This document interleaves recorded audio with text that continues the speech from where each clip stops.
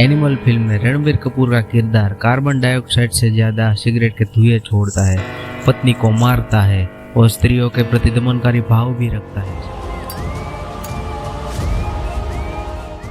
सवाल यह है कि क्या इस तरह से अपनी मर्दानगी पेश करने वाला आदमी अल्फा मेल होता है? क्या एनिमल मूवी इस यंग जनरेशन के लिए खतरनाक साबित हो सकती है? आखिर ये अल्फा, बीटा, सिग्मा को मेल यानी पुरुष की पर्सनालिटी से क्यों जोड़ दिया है? आखिर ये सब है क्या?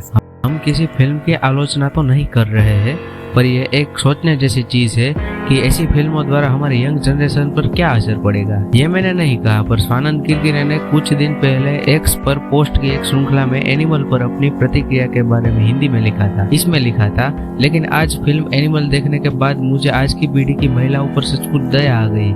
अब आपके लिए एक नया आदमी तैयार किया गया है जो अधिक डरावना है, जो आपका उतना सम्मान नहीं करता और जिसका लक्ष्य है तुम्हें वश में करता हूँ, तुम्हें दबाता हूँ और खुद पर गर्व महसूस करता हूँ। जब तुम आज की पीढ़ी की लड़कियां उस सिनेमा हॉल में बैठी थी और रश्मिका की पिटाई पर तालियां बजा रही थी, तो मैंने मन ही मन समानता के हर विचार को श्रद्धांजलि दी और मैं घर आ गया हताश, निराश और कमजोर। रणबीर कपूर के किरदार ने भी अपने आप को अल्फा मेल हूँ ऐसा बताया है। फिल्म के डायरेक्टर संदीप रेड्डी इसी तरह की फिल्म अर्जुन रेड्डी और कबीर सिंह पहले ही बना चुके हैं, तभी भी उस पर विवाद हुआ था। अब ये सब बातें छोड़ो, अब बात यह है कि आखिर अल्फा मेल है क्या और ये किस तरह भविष्य में खतरनाक हो सकता है। स्वानंद किरकिरे के मुताबिक अल्फा मेल प्राणी जगत का अभ्यास करने वाले एक्सपर्ट ने 1940 में ऐसा निरीक्षण किया था कि भेड़ियों को हमेशा झुंड में ही रहना होता है। उस झुंड में जो लीडर भेड़िया होता है उसको अल्फा वुल्फ कहते हैं। अल्फा वुल्फ की खासियत यह है कि वह उस झुंड में सभी भेड़ियों का मानना ऐसा होता है कि वह अल्फा वुल्फ हमारे लीडर है।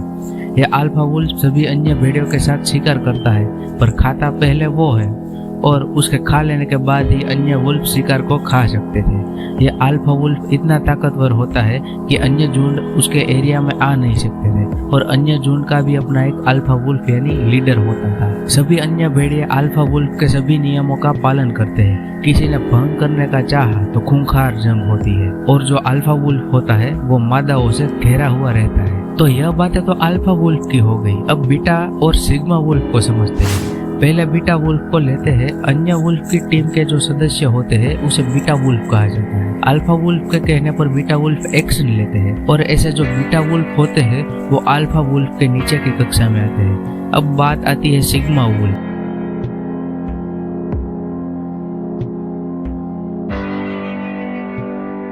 कि वो ऐसे भेड़िए होते हैं जो कुछ भी परिणाम आए पर वह किसी के नीचे रहना नहीं पसंद करते।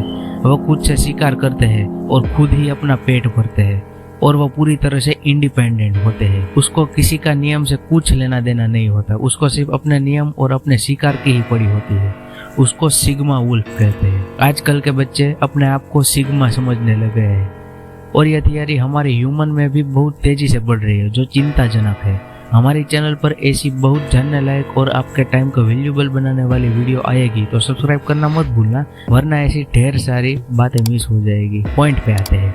अब हैरानी की बात तो यह है कि यह सब बातें वैज्ञानिक और समाजशास्त्रियों के नज़र में सिर्फ मिथ है और उन लोगों की सुने तो यह सिर्फ प्राणियों तक ही सीमित रहना देना चाहिए।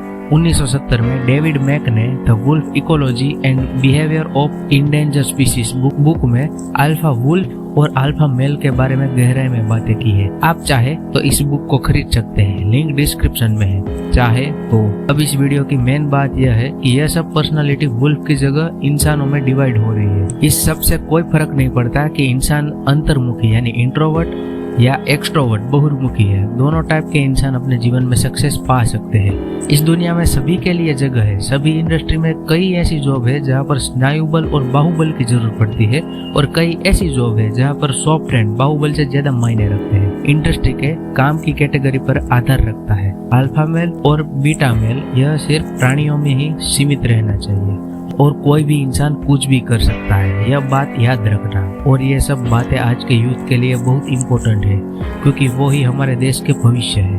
और अगर आप घर में बड़े हो तो आप अपने आसपास के यंग जनरेशन को यह वीडियो शेयर कीजिए क्योंकि यह इन्फॉर्मेशन सभी के पास पहुंच सके। और एक बात, सब्सक्राइब करना और नोटिफिकेशन बेल ऑन करना तो बिल्कुल मत भूलना, वरना बहुत ऐसी ही तरह की इंफॉर्मेटिव और इम्पोर्टेंट वीडियो आपसे मिस हो जाएगी। सो धन्यवाद।